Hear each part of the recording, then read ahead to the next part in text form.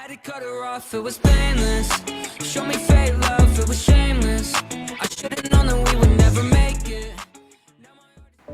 Assalamualaikum warahmatullahi wabarakatuh. Perkenalkan, nama saya Krisna Putra Diwicaksana dari TIA dengan NIM V3920032.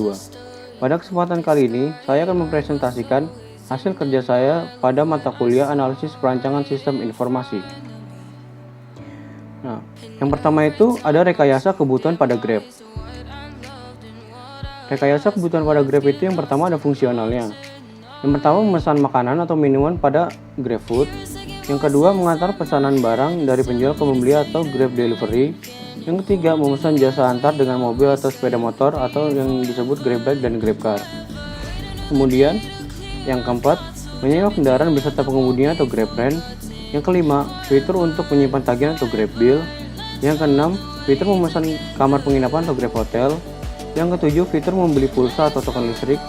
Kedelapan, fitur yang bekerja sama dengan OVO sebagai alat pembayaran dan isi ulang saldo.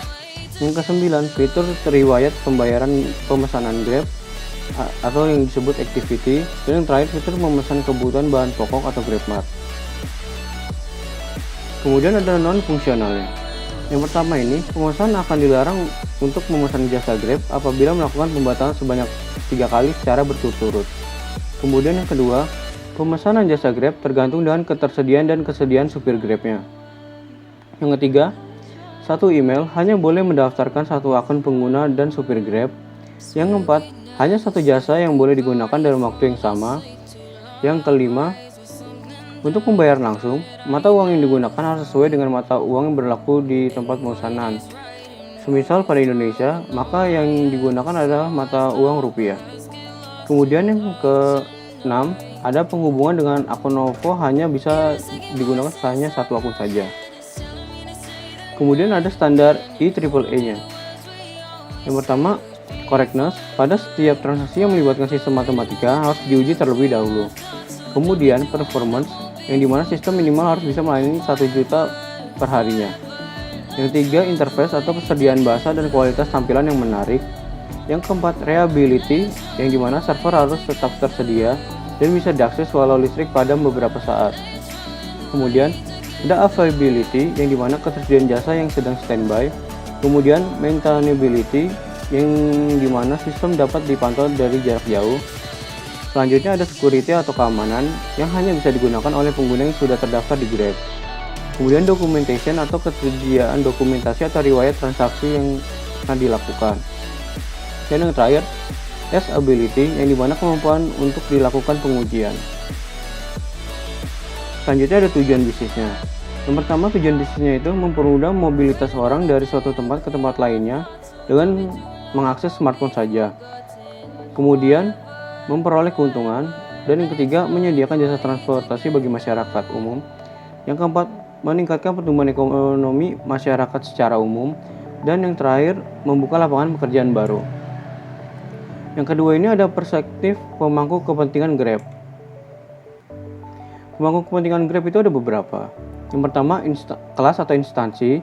Yang kedua, pemilik modal seperti Tiger Global, Honda, Toyota, dan lainnya. Kemudian ada pemilik sistem atau Antonitan.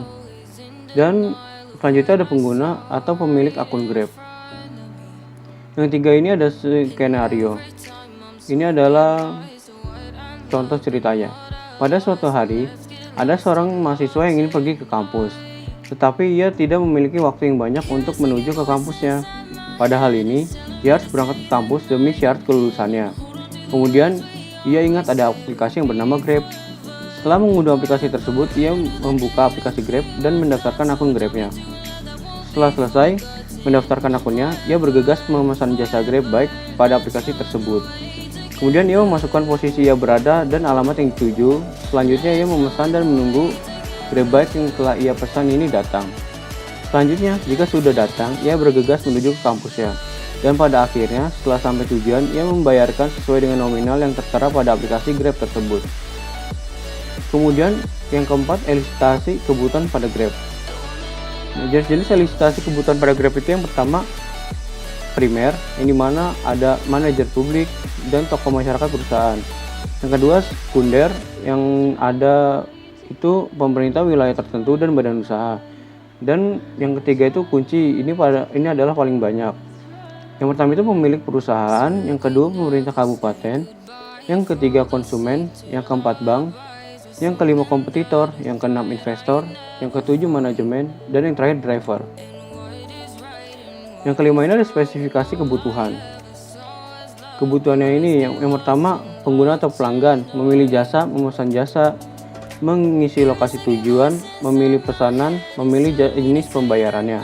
Kemudian mitra atau pedagang dan driver.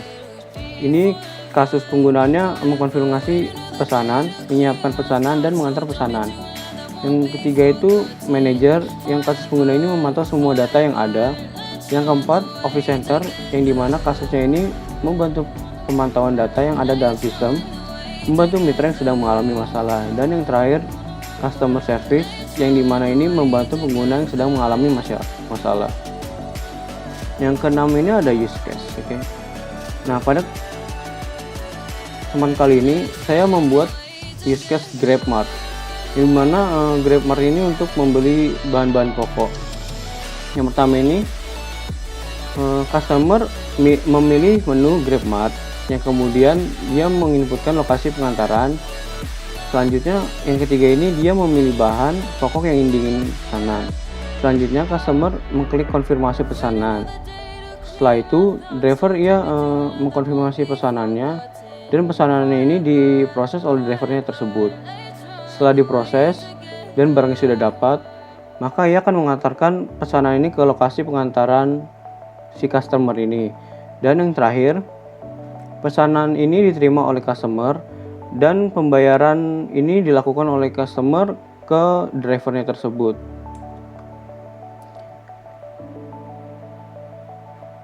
Mungkin itu saja dari saya, kurang lebihnya mohon maaf. Wassalamualaikum warahmatullahi wabarakatuh.